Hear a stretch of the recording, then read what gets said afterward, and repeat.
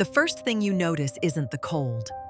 The cold is always here, a constant pressure against the windows, a familiar ache in your bones.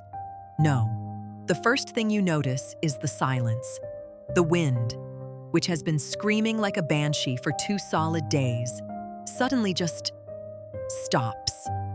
And in that ringing quiet, you hear the low, mournful groan of the foghorn out in the bay. Once, twice, then it's gone too. Swallowed. That's when you look. Outside the window, the world has disappeared. The blizzard has passed, but it left something behind. A wall of white. Not the clean, crystalline white of snow, but a thick, oily, roiling gray that presses right up against the glass. It's coastal fog, sure, born when frigid air flows over the warmer ocean currents. But this is different. This feels wrong. It's too thick, too uniform. It feels less like weather and more like a burial shroud being draped over our tiny, isolated town. Here, in my remote Alaskan town, perched on the edge of the Kenai Peninsula, we have one rule passed down through generations. It's simpler and more important than locking your doors or storing enough firewood. When the fog rolls in, you do not go outside. You don't even look. You pull the curtains, you stoke the fire, and you wait. Tonight, the blizzard knocked out the power. The generator is sputtering on its last fumes of gasoline. And for the first time in my life, I understand the rule isn't about getting lost.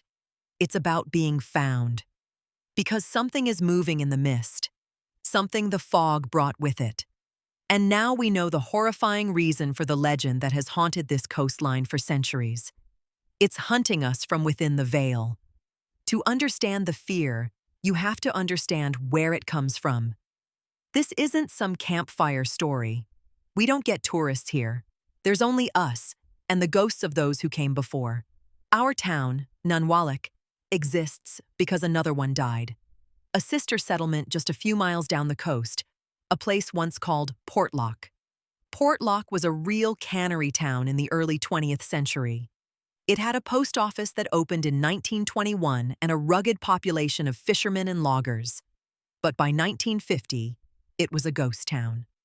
The official story you'll find in the archives is that residents left for economic reasons, moving closer to a new highway being built across the peninsula.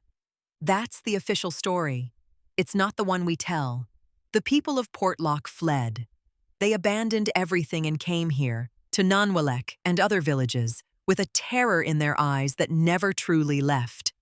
They fled because for decades, something had been terrorizing them from the woods. It began with whispers. Hunters would go into the forests tracking moose and never come back. Loggers spoke of being watched, of finding enormous 18-inch footprints pressed deep into the mud where no man could be.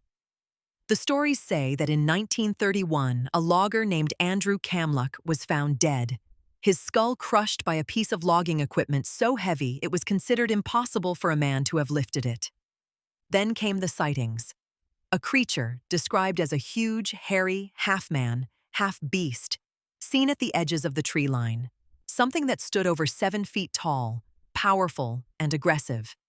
The local Sugpiaq and Alutiiq people already had a name for it from their oldest stories, the Nantiinaq. The name roughly translates to those who steal people, and it was living up to its name. The disappearances escalated. Bodies, when found at all, were said to be horribly mutilated, dismembered in ways no bear could explain.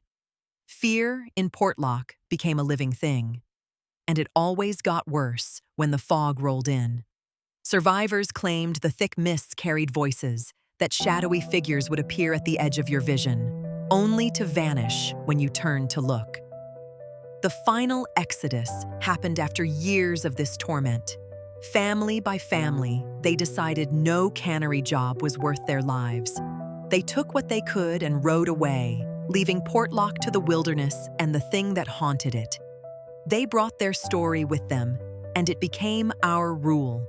The story of the Nantiinaq is our founding trauma, a warning etched into the soul of our community. It's a reminder that some legends are survival guides.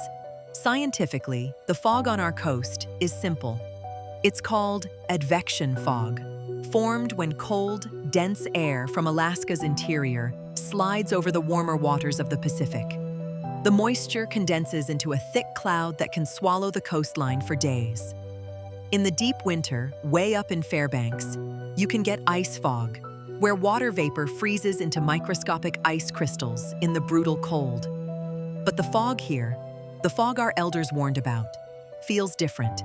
The old stories don't talk about water vapor. They say it's a veil between worlds, a place where reality gets thin. The Alutiiq believe all things have a spirit, a consciousness, from animals to the wind itself. And in the fog, those boundaries blur. This is the Nantiinaq's hunting ground. Oral histories from Portlock survivors describe the fog as having a malevolent quality. It muffles sound, creating a disorienting, predatory silence. The familiar world shrinks to a few feet of ghostly gray. They said it carried the disembodied voices of lost fishermen or the cries of the Nantiinaq's victims, luring you out. They believed the creature, which some said had supernatural abilities, used the fog as a cloak, letting it move unseen from the deep woods to the edge of the village. Looking out my window now, I believe them. This fog is unlike any I've ever seen. It's not just a cloud, it's a presence. It deadens the light, turning the sun into a pale, sickly smudge. It clings to the house, and the pressure feels physical. There are no shadows, no depth, just an infinite void where the world used to be. The Portlock survivors were clear about one thing. The Nantiinaq wasn't just an animal like a bear. The legends describe it as something more, something spiritual and evil. They spoke of strange illnesses after it was seen, of footprints that would just vanish mid-stride.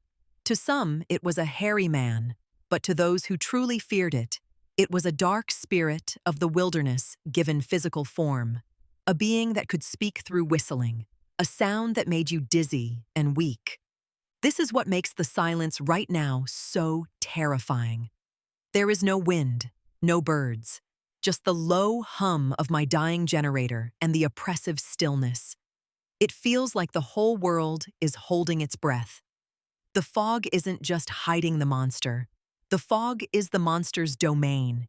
It's an extension of its power, a supernatural trap laid over our town. The veil is down, and whatever walks on the other side is walking here with us. The generator coughs, sputters. The lamp on the table flickers, casting dancing shadows before catching again. A temporary reprieve. I have maybe an hour of fuel left. Then it will be just me, the darkness, and the cold seeping through the floorboards. In this moment, the rules come flooding back, not as childhood rhymes, but as a litany for survival. The first and most important rule: never, ever go outside in the fog. It doesn't matter if you hear your name, a cry for help, or the voice of a loved one. The Nantiinaq is a mimic. Sugpiaq legends are filled with tales of monsters that lure people away with familiar sounds. To step outside is to accept its invitation. The second rule: bar the doors and do not look out. This was always the hardest one to understand. What harm could looking do? But the elders were insistent. It's not just about the creature seeing you, it's about you seeing it. They said that to meet its gaze was to lose your will, to be paralyzed by a fear so profound it left you helpless. The thumping on the walls that people reported in Portlock wasn't just to get in. It was to make you look, to break your spirit before it broke your door. The third rule is a paradox. Keep your generator running, but know when to cut it.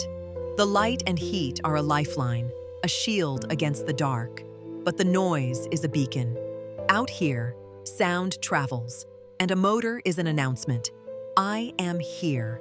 I am alive. The rule is to run it as long as you can, but when you hear something close, you kill the engine. You plunge yourself into the same silence it uses. and you pray it passes by. The fourth rule sounds like basic survival sense, but it comes from a place of pure terror. Layer your clothing, even indoors. A base layer to wick away sweat, an insulating mid-layer, and a shell ready to go. It's partly practical, preparing you for the moment the generator dies and the temperature plummets. But it's also for if the worst happens, if a window breaks or a door gives way. If you have to run, you have to be ready. You won't get a second chance. The final rule is the most chilling. Do not listen to the voices.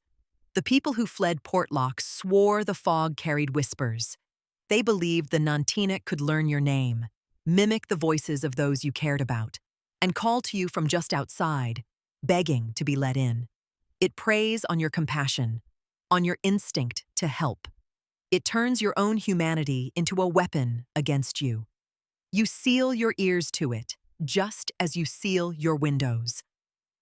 The generator gives a final, shuddering gasp and dies. Darkness. Absolute.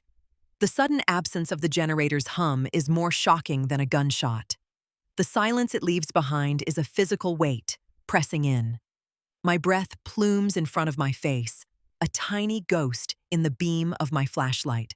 The cold, held at bay by a single heater, now floods the cabin like an invading army. For a long moment, there is nothing, just the frantic pounding of my own heart. I strain to hear any sound from outside, but the fog devours everything. Then, I hear it, faint at first, from the direction of the woods, a low, rhythmic crunching. Crunch, pause, crunch. The sound of something immensely heavy walking through deep snow. Not the four-legged gait of a moose or a bear. It's the two-legged cadence of something trying and failing to be quiet. It's getting closer. My light trembles. I sweep it across the window, but the beam just reflects off the impenetrable wall of white. It's like pointing a flashlight at concrete. I see nothing but my own terrified face mirrored in the glass. Scrape. The sound is right next to my head, on the outside wall. A sharp, deliberate drag along the wooden planks.